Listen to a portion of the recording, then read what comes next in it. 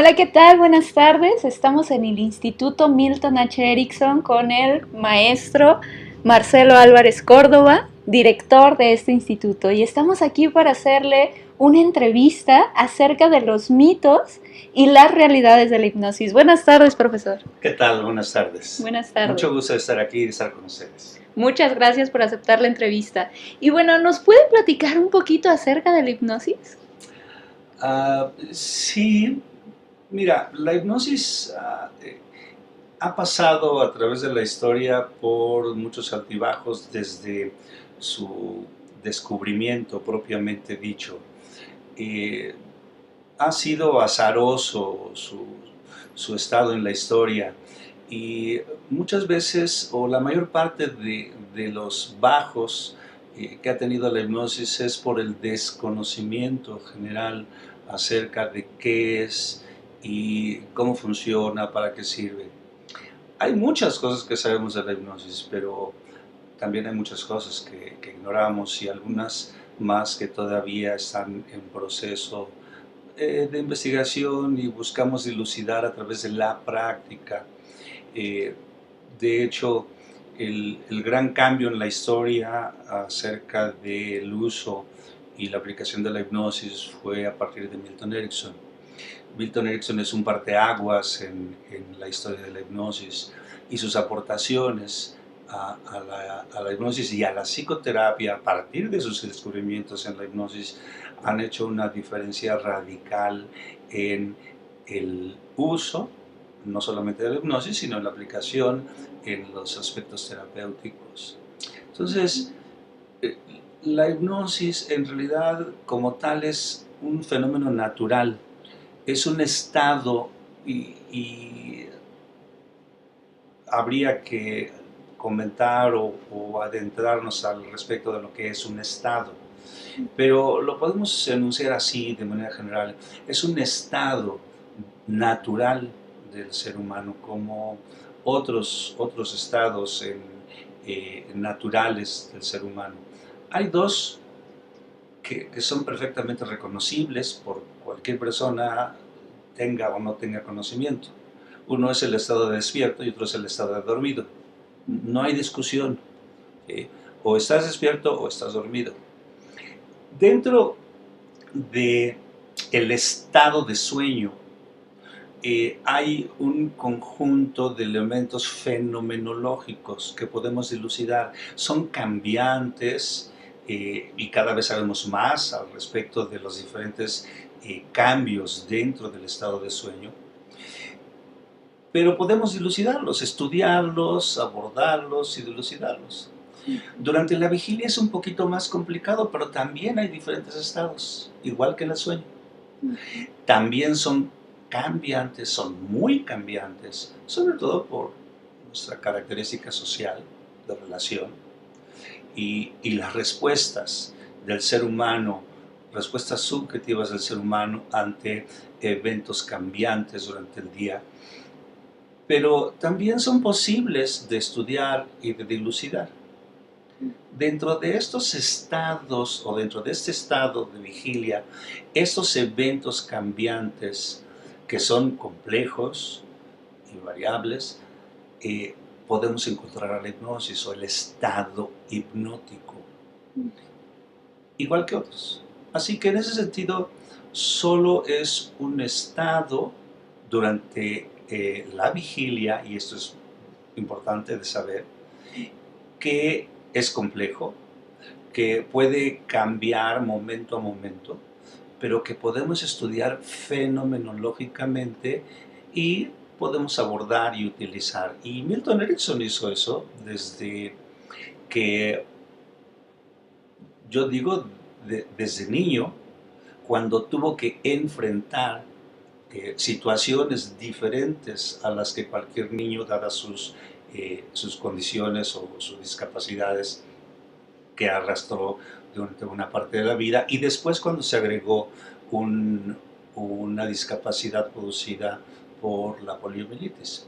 Entonces, él estudió acuciosamente la hipnosis desde que entró a la facultad, hacía debates, discusiones, él trabajó con el gran investigador conductista Clark Hull acerca de la hipnosis, discutió mucho con él algunos aspectos metodológicos y algunos aspectos también conceptuales, lo que hizo que se separaran, pero finalmente el trabajo de Milton Erickson fue un trabajo empírico, totalmente empírico, observación y seguimiento de los resultados.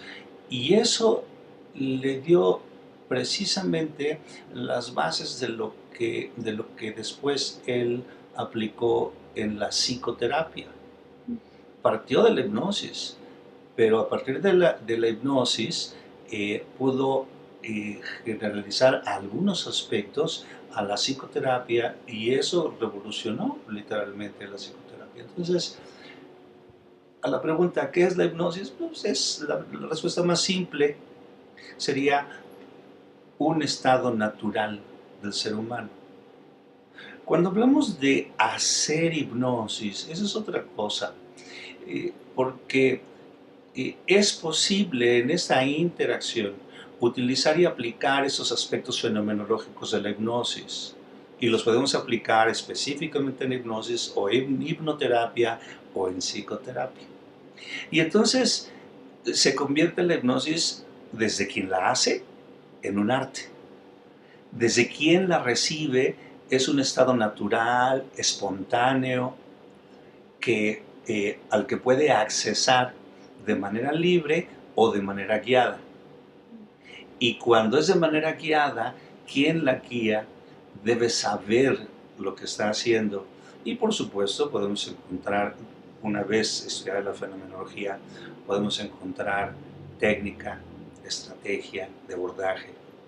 Y entonces podríamos dejarlo así, un fenómeno natural que desde quien lo recibe es un estado corporal durante la vigilia y desde quien la hace es un arte. Ok. Y hablando de esta falta de información, hemos recopilado algunas preguntas que se han hecho en la página web del instituto, hipnosisysPsicoterapia.mx, que nos gustaría que nos ayudara a responder. Una de estas preguntas es, ¿la hipnosis es una forma de sueño? No, justo lo que estaba comentándote hace un momento. Son dos estados diferentes reconocibles perfectamente. Uno el estado de sueño y otro el estado de vigilia. Okay. Durante el estado de vigilia es donde podemos tener diferentes estados en diferentes momentos. Uno de ellos es la hipnosis o el estado hipnótico. Así que no tiene nada que ver con sueño. La única relación que podría tener la hipnosis con sueño es el nombre, porque por allá por los 1850, una cosa así, James Reid, al estar trabajando con lo que habían aprendido, los legados de Mesmer, y todo lo que habían estado ensayando, investigando, etc., a él le pareció que el sujeto hipnotizado estaba en un estado similar al de dormido. Y él pensó entonces que era similar al sueño. De hecho, en alguna vez le llamaron así, sueño hipnótico. Y, y, o sueño inducido, o estado de sueño producido o provocado, en fin, buscaban nombres. Y a James Reid se le ocurrió ponerle hipnosis por hipnos, el dios griego del sueño. Y entonces solo se quedó el nombre y el nombre ha continuado a través de la historia. En diferentes reuniones académicas hemos hecho propuestas diferentes. Una propuesta que hicimos en alguna ocasión fue el de hipognosis. Hipo significa por debajo de, y gnosis significa conocimiento. Entonces sería el conocimiento que está por debajo de la conciencia o de la mente consciente, ese conocimiento que está integrado. Y pareció tener buena aceptación, pero para entonces ya estaba como flotando en el ambiente el aspecto de estados alternos de conciencia o estados amplificados de conciencia que tienen la misma connotación porque son estados diferentes o alternos de conciencia durante el estado de vigilia, o estados amplificados porque durante ese estado la persona puede tener acceso a información que habitualmente en estado de vigilia no tiene. Entonces se quedó la nomenclatura y de hecho se utilizan varias nomenclaturas alternas, pero con sueño, por supuesto, nada tiene que ver. Ok. Ok. ¿Solo funciona con los débiles mentales o de voluntad débil? Este es uno de los mitos generalizados y que se utilizan, de hecho, casi que como pretexto para no meterse, no tener contacto o rehuir el proceso hipnótico. Eh, Solo porque he tenido relación con amigos y con colegas sobre todo, ¿no? que afirman con toda seguridad, eso solamente es para débiles mentales. En buena parte tiene que ver con la imagen que deja la hipnosis lúdica, que es una forma amable de llamarle, porque hipnosis de diversión también le llaman, o hipnosis de salón, y que se ha abusado del proceso como una forma comercial, una forma de hacer show literalmente. Sí hay hipnosis lúdica, hipnosis de diversión. En todos los casos, por supuesto, es hipnosis, pero la idea que deja en el público o en el espectador, inclusive en el hipnotizado, es que el hipnotizador tiene poder sobre el hipnotizado y que el hipnotizado es un ente pasivo y que solo responde a las órdenes del hipnotizador. Y entonces, por supuesto, hay quienes dicen, a mí nadie me hipnotiza, porque nada más a los débiles mentales se les puede hipnotizar. Nada más lejano de la realidad, porque todos los seres humanos,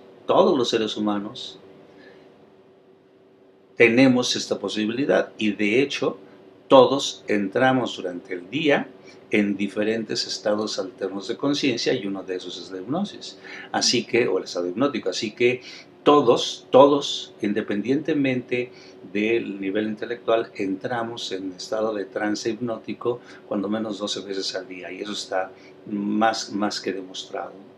Yo diría que es al revés, es complicado, es muy complicado generar un estado de trance hipnótico en una persona deficiente mental. Y dependiendo también del grado de deficiencia mental, porque sí es posible llegar y tener contacto con su mente inconsciente, pero mientras más profunda sea la deficiencia es más complicado. Entonces, lo que planteamos académicamente es que se requiere un mínimo de IQ, de inteligencia, para, para ser hipnotizado. Así que nada tiene que ver con eso que dice la gente como mito en relación a solo los débiles mentales pueden ser hipnotizados. Esos son los más difíciles. Ok. ¿Pueden abusar de mí mientras estoy en este estado? Yo digo que pueden abusar de ti fuera de ese estado. Okay. En diferentes situaciones. Y bueno, hay grados de abuso, ¿no? Pero creo que la idea o el mito es que tiene que ver un poquito con el perder la conciencia o entrar en un estado similar al sueño donde la persona no se da cuenta de las cosas. Entonces sí tendríamos que separar porque los conceptos. Una cosa es que podemos generar amnesia o se puede generar amnesia dependiendo de la técnica o de la estrategia o de el objetivo mismo del trance hipnótico, Y el otro aspecto es que la persona piensa que pierde la conciencia y que no se da cuenta de nada. Nada más alejado de la realidad. Aun cuando pueda generarse amnesia, la persona responde a sus normas básicas, morales, éticas, y es literalmente imposible hacer que una persona haga algo que va en contra de ella. Te lo pongo de la siguiente forma. Si yo, eh, si lo aceptara, por supuesto, una, una persona que hace strippers, striptease, una stripper, y durante el trance hipnótico le solicitara que hiciera su show de strip, entonces probablemente lo haría. Digo con probable, ¿eh? Lo haría y podría llegar inclusive a los niveles que llega habitualmente de desnudez.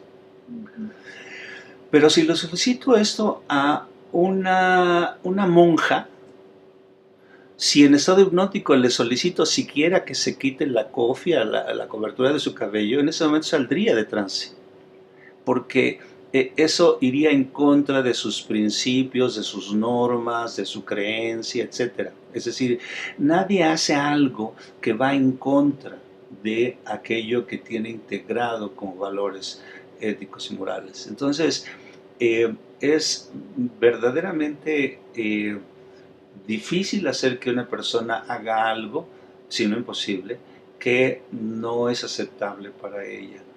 Y han tratado a través de la historia en diferentes contextos de demostrar o demostrar que pueden hacer que una persona haga algo malo, entre comillas, o haga algo que se le ordenó. Si eso no le afecta o está dentro de sus formas de ser y de hacer, tal vez lo haga, como una sugestión poshipnótica, por ejemplo, de hacer algo. Pero si eso va en contra de ella, difícilmente, yo diría prácticamente imposible. Entonces, eso de abusar de mí es como muy relativo, por eso te decía que habría que separar los conceptos, ¿no? ¿Qué significa abusar de mí? ¿Sí? Porque si lo plantean en términos de obligarme a hacer algo que yo no quiero, yo digo que es muy, muy, muy difícil. Si fuera en aspectos específicamente por la connotación misma de tipo sexual, yo digo es prácticamente imposible. ¿Qué tipo de problemáticas se puede tratar a través de la hipnosis? Muchas, de hecho muchas, porque también aquí entramos en aspectos conceptuales. ¿Qué es problemática? Es decir, nos metemos en la interpretación subjetiva de la persona. Cuando una persona solicita tratamiento con hipnosis para algo, es porque la persona piensa que tiene un problema y además piensa que puede ser tratado con hipnosis. ¿Sí? Independientemente de lo que hagamos durante el trance hipnótico como una forma de apoyo, debemos considerar qué es lo que la persona considera como problemática. Lo que para una persona es problema, para otra persona no es problema. ¿Sí? En realidad, de lo que estamos hablando es de aquello que la persona no puede o no ha podido hacer o no ha encontrado los caminos para resolver. Y eso es interesante porque la hipnosis no es terapia. La hipnosis no es una forma de terapia. La hipnosis es una herramienta en esos términos, donde podemos trabajar con la persona para que la persona use sus propios recursos y haga algo que tal vez no había hecho antes, algo que no se le había ocurrido, o uh, tal vez ensaye nuevos caminos para resolver aquello que considera como problema. Y entonces abrimos una gama, sí, por supuesto, tenemos definiciones de problemáticas y, sí, por supuesto, si nos vamos al DSM-4 tenemos un libraco así enorme de enfermedades, ¿no? Y entonces, pero no abordamos enfermedades como tal, no pensamos en enfermedades, es decir, cuando abordamos algo desde la hipnosis y la hipnoterapia, no estamos pensando en enfermedades en sentido nosológico.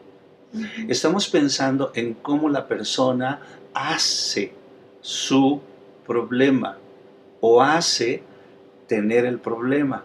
Y esto podría meritar también discusión y ampliar el tema. Pero bueno, esto es una forma de enfocar el tratamiento o el manejo de algunos aspectos. Ahora, hay aspectos muy comunes que la gente solicita, ¿sí? Insomnio, sobrepeso o manejar el sobrepeso, manejar el insomnio, o mejorar algún aspecto que quiere mejorar, o enfrentar algo que no ha podido enfrentar, ¿sí?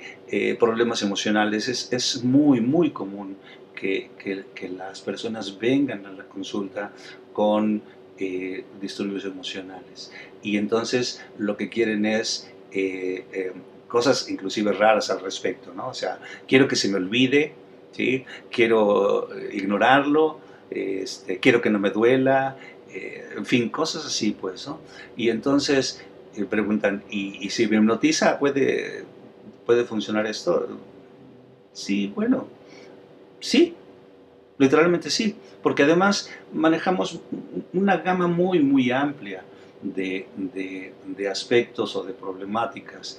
Inclusive, algo que hacemos mucho aquí en el instituto desde hace muchos años es abordar problemas fisiológicos, problemáticas que se consideran sí como enfermedades fisiológicas, que bueno, sabemos que literalmente todas las enfermedades tienen un componente psíquico necesariamente, acompañante o en su origen, ¿sí? Y a veces en su origen y acompañante. Y, y entonces sí podemos abordarlos. Y me han preguntado, oye, ¿tú puedes curar esto otro con hipnosis? No, podemos trabajar juntos. Podemos trabajar juntos y a través de el proceso hipnótico y del estado hipnótico podemos tal vez tener acceso, o el sujeto hipnotizado puede tener acceso a esos recursos que ya tiene en sus experiencias de vida y a esos recursos que su cuerpo ya tiene, porque tenemos un diseño maravilloso, un diseño fisiológico excelso. El cuerpo sabe qué hacer y cómo hacer. Entonces, trabajamos con eso y puedo decirte que he visto cosas verdaderamente sorprendentes que médicamente no son explicables, dada los conocimientos y la historia natural de la enfermedad. Pero sí, por supuesto, tenemos muchos casos. Hemos presentado casos en congresos. Entonces, la gama de atención es muy amplia, desde aspectos meramente psíquicos y aspectos también fisiológicos, y los que van en conjunto, psíquicos y fisiológicos, que no los podemos separar. Dentro de los psíquicos, por supuesto, las emociones llevan la palma ahí, el manejo de las emociones. Lo que desde la nosología o el diagnóstico nosológico vienen como etiquetas, trastorno de ansiedad o síndrome depresivo, cosas de ese tipo, pues, ¿no? Que vienen ya con una etiqueta, pero que si la persona está dispuesta, y por eso vienen, podemos abordar. Entonces sí, la gama es muy, muy, muy amplia en aspectos psíquicos y en aspectos fisiológicos. ¿La hipnosis es peligrosa? En absoluto, es como decir, ¿dormirme es peligroso? Sí, y si lo piensas tantito, cada noche cuando te duermes, llega un momento en que desapareces. O sea, cuando entras en un sueño profundo, ¿dónde estás? Ni tu cuerpo ni tu mente. Hasta el momento que despiertas sabes que estás ahí, pero mientras estuviste en una etapa de sueño, no existías literalmente en términos de darte cuenta de que existías. Por supuesto, tu cuerpo está ahí, tus procesos están ahí, pero tu mente no te identifica en este mundo de vivos. Así que dormir es como morir un poco, eso decían. Ajá. Y entonces la pregunta sería, ¿y es peligroso eso? ¿Eh? En absoluto, no, por supuesto. Y durante la vigilia, como lo habíamos comentado, que tenemos diferentes estados, vamos cambiando de estados fisiológicos que son indispensables en términos neurológicos y neurofisiológicos, y dentro de los cuales la hipnosis o el estado hipnótico es uno de ellos, son perfectamente normales, naturales. Así que de peligroso, absolutamente nada. Ok, excelente. Um,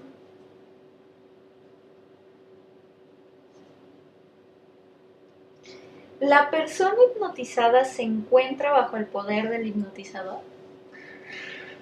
No, ese es otro de los mitos precisamente generados por la hipnosis de salón, la hipnosis lúdica. Hay eh, un fragmento en la historia que probablemente dio origen a todo esto, cuando a partir de los trabajos de Mesmer, el abate Faría, que quería mostrar a la gente, quería mostrar al mundo bajo la controversia científica del momento de si esto es válido o no es válido, si esto es cierto o no es cierto, si tiene algún eh, alguna forma de comprobarse.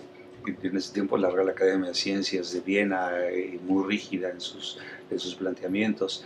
Eh, la, el abate Faría quería mostrar la utilidad del proceso. Y entonces empezó a hacer hipnosis pública en frente de mucha gente o con mucha gente, metía en trance a una persona y entonces hacía demostraciones.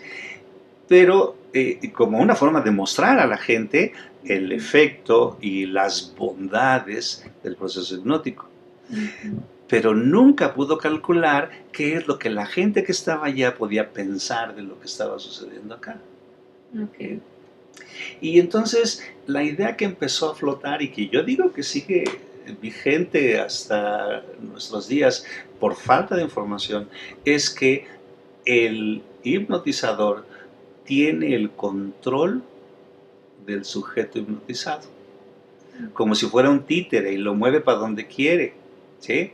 Ahora, eh, estos, estas demostraciones que pueden ser lúdicas, ¿verdad? Sí, sí, lúdicas y agradables y divertidas, o que pueden ser dirigidas sí para producir, para proporcionar diversión. Eh, a través del tiempo han tomado un giro también y han sido una forma de comercialización de una actividad que puede ser muy remunerativa, ¿sí? La hipnosis de show, la hipnosis de salón, y entonces sí, yo he visto, hay varios hipnotizadores que andan por ahí todavía funcionando y que hacen, cobran por supuesto, hacen un show y cobran. La hipnosis es hipnosis, como se haga, no importa, es hipnosis. Y tiene un proceso y tiene técnica.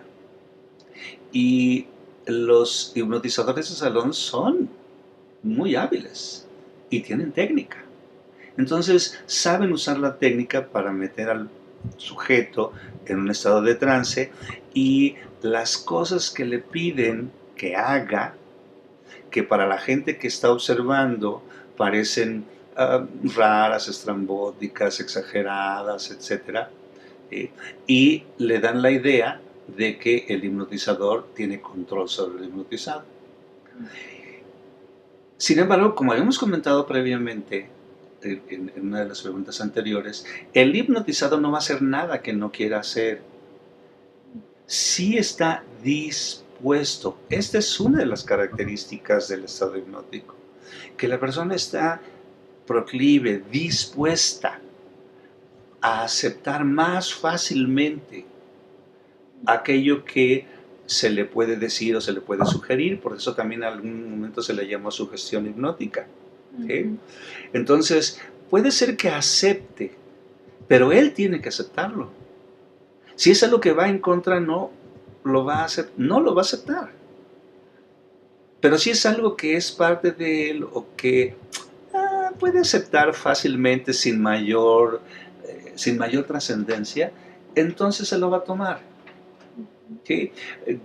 En algunos estudios, y eso sí está publicado, eh, cosas que son en estado de vigilia como muy evidentes. Si tú ves en un pizarrón una suma que dice 5 más 5 es igual a 15, tu cerebro te dice algo está mal.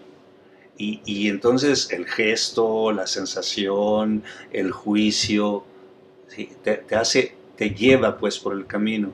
Si ves una palabra con una falta de ortografía muy evidente, inmediatamente salta, te produce algo corporalmente, te lleva al juicio, sobre todo eso te lleva al juicio.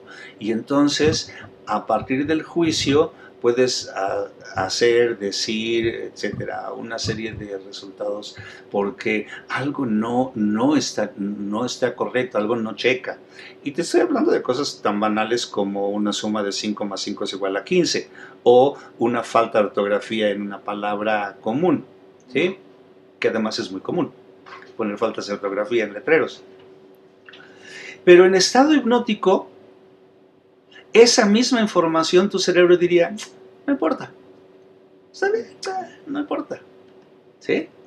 En tanto no sea lesivo. A lo mejor una falta de ortografía en una palabra de uso común a un lingüista, a alguien que se dedica a la filología, una cosa así, le torcería algo dentro, ¿no? Sí, hasta enojo y juicio terrible de la incultura y etcétera, ¿no? Alguien que la verdad no le interesa, la ve y no pasa nada. ¿Sí? Entonces son actitudes que podemos tomar ante lo mismo. Durante el estado hipnótico eso pasa como algo banal. Y te digo, estoy hablando de cosas que no tienen mayor importancia. Pero se le puede pedir también a una persona que haga algo más y lo puede aceptar, sin más. ¿Sí? Sobre todo si está dispuesto.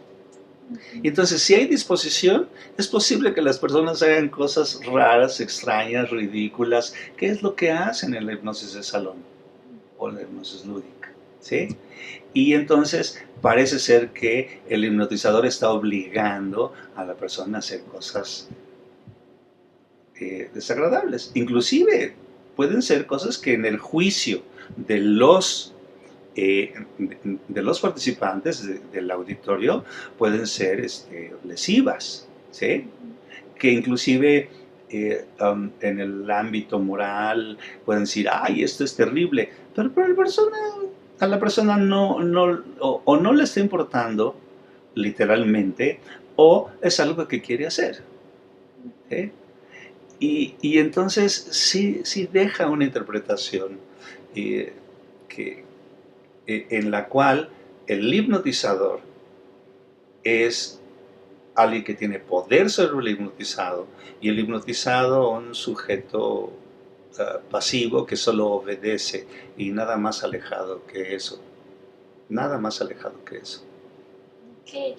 Y para todos aquellos profesionistas que queremos aprender acerca de la hipnosis, sabemos que usted tiene su instituto, que es el Instituto Milton H. Erickson. ¿Qué formaciones tiene? Ah, bueno, para empezar, nosotros damos formación a personal del área de la salud que va a utilizar el conocimiento eh, como una forma o como una herramienta para apoyar lo que ya hace dentro del área de la salud. Y lo que ofrecemos son diplomados. En el diplomado lo que damos son herramientas para utilizar la hipnosis dentro del ambiente psicoterapéutico, de la psicoterapia. Puede ser también en la educación, porque es muy útil el proceso hipnótico, no la hipnosis formal, o no necesariamente la hipnosis formal, pero sí el proceso hipnótico o la técnica hipnótica, porque eso facilita algunos procesos en las personas que lo reciben. ¿Sí? Entonces, básicamente damos formación en hipnosis y psicoterapia ericksoniana a profesionales del área de la salud. Y muy recientemente hemos adquirido, de hecho, este año, el inicio de este año, el registro de validez oficial para la maestría en psicoterapia ericksoniana, y muy probablemente el próximo ciclo escolar de la Secretaría de Educación Pública iniciemos ya la primera generación de psicoterapia ericksoniana que incluye el aprendizaje, manejo y utilización de la hipnosis como una herramienta. Okay. ¿Y los profesores que imparten estos diplomados, qué formación tienen? Bueno, para empezar, buscamos gente profesional, o sea, tenemos como parte del staff profesoral solo a profesionales del área de la psicología, bueno, la psicología y del área de la psicoterapia. Tenemos maestros y doctores, ya sea de la FES Iztacala y de la FES Zaragoza, que son expertos en los enfoques de terapia breve, y buena parte de ellos derivados de los trabajos de Milton Erickson. Entonces, para empezar utilizamos ese staff profesoral. Para seguir, formamos profesionales que después pueden reincorporarse o incorporarse en nuestros procesos de formación. Okay. Próximamente se va a abrir un diplomado.